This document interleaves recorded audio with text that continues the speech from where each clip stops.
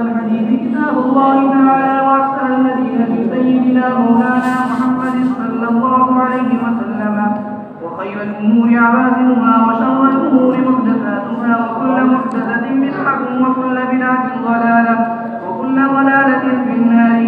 وبالسند المتصل منا إلى الشيخ الإمام الهمام الحافظ الحجة أمير المؤمنين في الحديث أبي عيسى محمد بن عيسى بن ثورة الترمذي رحمه الله تعالى. اللهم انفعنا وارفعنا بعلومه وعلومكم أجمعين آمين يا رب العالمين. أنه قال: باب في الحث على تبليغ السماع. وبه قال حدثنا محمود بن غيلان قال حدثنا أبو داود قال حدثنا شعبة قال أخبرني عمر بن سليمان من ولد بن عمر بن الخطاب رضي الله تعالى عنه قال: سمعت عبد الرحمن بن عباد بن عثمان يحدث عن أبيه رضي الله تعالى عنه وعنه أنه قال: خرج زيد بن ثابت رضي الله عنه من عند مروان نصف النهار قلنا ما بعد إليه هذه الساعة إلا لشيء يسأله عنه فقلنا فسألناه فقال: نعم سألنا عن أشياء سمعناها من رسول الله صلى الله عليه وسلم.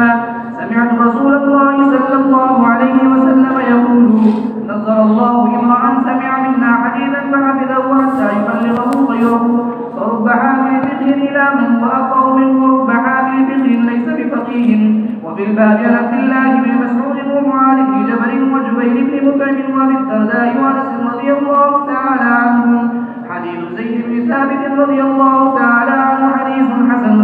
وبه قال حدثنا محمود بن غيلان قال حدثنا أبو داود قال أنبانا شعبة عن سماك بن حرب قال: سمعت عبد الرحمن بن عبد الله بن مسعود يحدث عن أبيه رضي الله تعالى عنه أنه قال: سمعت رسول الله صلى الله عليه وسلم يقول: نظر الله امرأ سمع منا شيئا فبلغه كما سمعه فرب مبلغ أو عام سامع. هذا حديث حسن صحيح. باب في تعظيم الكذب على رسول الله صلى الله عليه وسلم.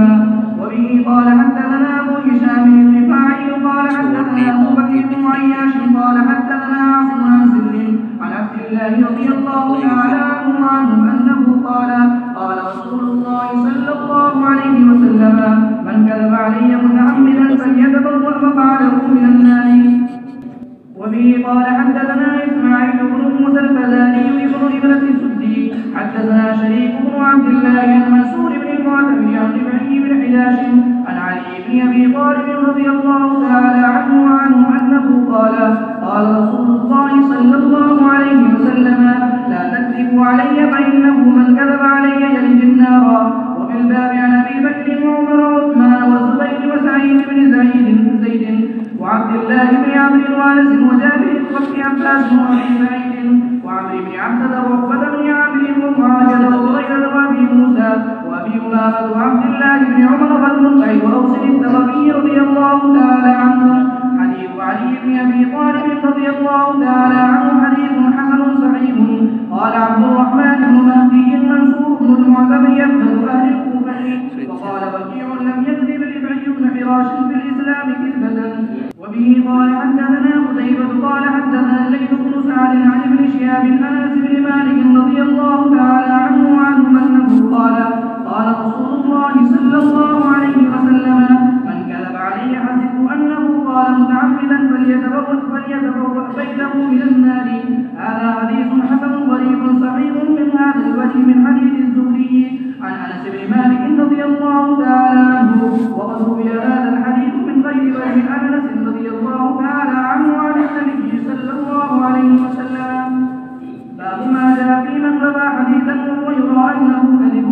وبه قال حدثنا بندار قال حدثنا عبد الرحمن بن مهدي قال حدثنا سفيان عن حبيب بن ابي ثابت عن ميمون بن ابي شبيب عن المغيرة بن شعبة رضي الله تعالى عنه عن النبي صلى الله عليه وسلم انه قال: من حدث عني حديثا وهو يرى انه كذب فهو احد الكاذبين. وفي الباب عن علي بن ابي طالب وسمرة رضي الله تعالى عنهما. هذا حديث حسن صحيح. وروى شعبة عن الحكم عن عبد الرحمن بن ابي ليلى عن سمرة رضي الله تعالى عنه عن النبي صلى الله عليه وسلم هذا الحديث. وروى الأعمش وابن ابي ليلى عن الحكم عن عبد الرحمن بن ابي ليلى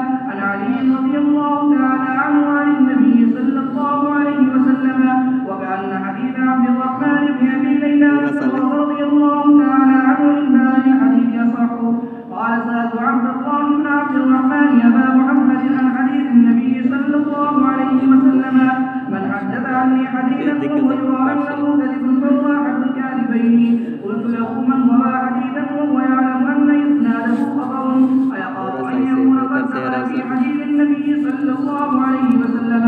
أو إذا روى الناس حديثا مرسلا فأسنده بعضهم أو قلب إسناده يقول قد دخل في هذا الحديث؟ فقال: لا، إنما معنى هذا الحديث إذا روى الرجل الحديث ولا يعرف لذلك الحديث عن النبي صلى الله عليه وسلم أصل فحدث به فأخاف أن يكون قد دخل في هذا الحديث.